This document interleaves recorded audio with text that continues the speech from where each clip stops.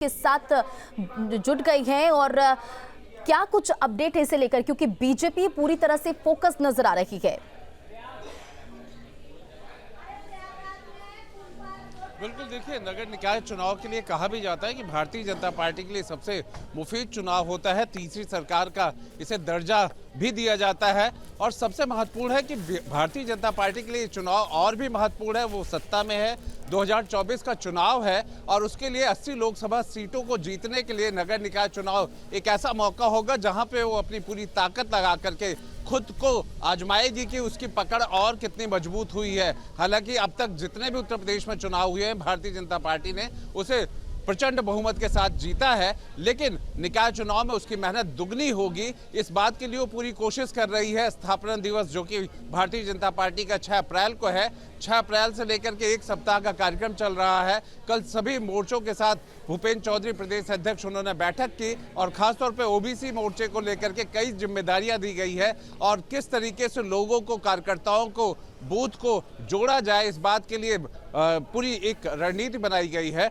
निकाय चुनाव को लेकर के सबसे महत्वपूर्ण ये है कि अगर हम इसकी बात करें तो लगभग 5 करोड़ के करीब यूपी के जो मतदाता हैं वो इसमें भाग लेंगे, तो एक बड़ी संख्या होती है। और शहरों की बात की जाए तो उसमें एक पकड़ की भी बात होती है। तो जहां समाजवादी पार्टी भी इस निकाय चुनाव में पूरी ताकत झोंकने की कोशिश में है, तैयारी कर रही, वहीं अगर हम बहुजन समाज पार्टी की बात करते हैं तो उसने भी इस बार पूरी ताकत लगा दी गई है कि कुछ समय पहले ये मीटिंग भी हुई थी जिसमें ये तय हुआ था निकाय चुनाव अकेले दम पर और मजबूती से लड़ेंगे। तो एक तौर पर अगर हम देखें तो ये निकाय चुनाव लोकसभा चुनाव का एक मिनी से फाइनल है, जहां पर ये देख लिया जाएगा कि आखिर जनता का रुझान किस तरफ है और पार्टियों ने किस तरह से तैयारी की है। और सबसे ज्यादा साख भारतीय जनता पार्टी की होगी, जो पहले से ही इन चुनाव में हमेशा दबदबा बनाए रखती रही है। इस बार उसका क्या परिणाम होगा, क्या नतीजे होंगे, वो महत्वपूर्ण होगा। ये अलग बात है कि उसने अपनी पूरी कोर कसर, पूरी ताकत लगा रखी है और खासतौर पर उन्होंने कार्यकर्ताओं को ये जरूर कहा है कि वो अपने घर परिवार के लिए टिकट नहीं मांगेंगे।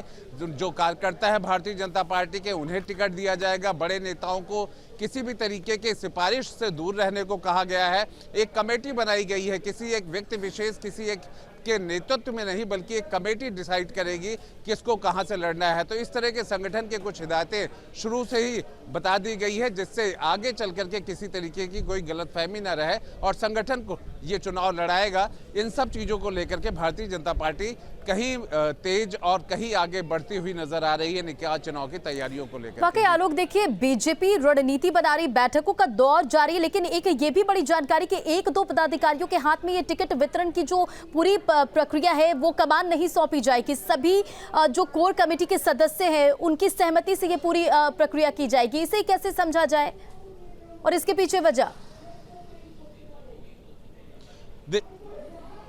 बिल्कुल, देखिए, इसके पीछे बहुत सोची समझी वजह है, क्योंकि आमतौर पर इससे पहले के जो निकाय चुनाव होते रहे हैं या प्रधानी का जो चुनाव था, उसमें जब किसी व्यक्ति विशेष के कहने पर टिकट दे दिया गया तो कहीं खेमा बढ़ गया, कार्यकर्ता किसी और के साथ और उस बड़े नेता का समर्थक किसी और के साथ। इस तरह की कम से कम मैसेज इन निकाय चुनाव में भारतीय जनता पार्टी नहीं देना चाह रही, इसलिए उसने बहुत साफ तौर पर सभी नेताओं को, कार्यकर्ताओं को इस बात से साफ कर दिया है कि जो कमेटी डिसाइड करेगी उन्हीं को प्रत्याशी बनाया जाएगा, चाहे वो पार्षद की बात हो, चाहे मेयर की बात हो, नगर पालिका अध्यक्ष की बात हो। इस वजह से, और दूसरा, कोई भी अपने रिश्तेदारों के लिए कोई पैरवी नहीं करेगा, कोई बड़ा नेता, विधायक या सांसद।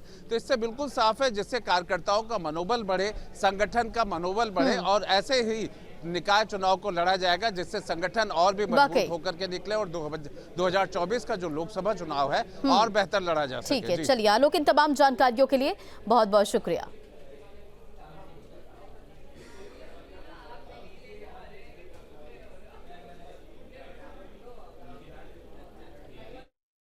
नगर निकाय चुनाव के लिए भाजपा पूरी तरह से तैयार है।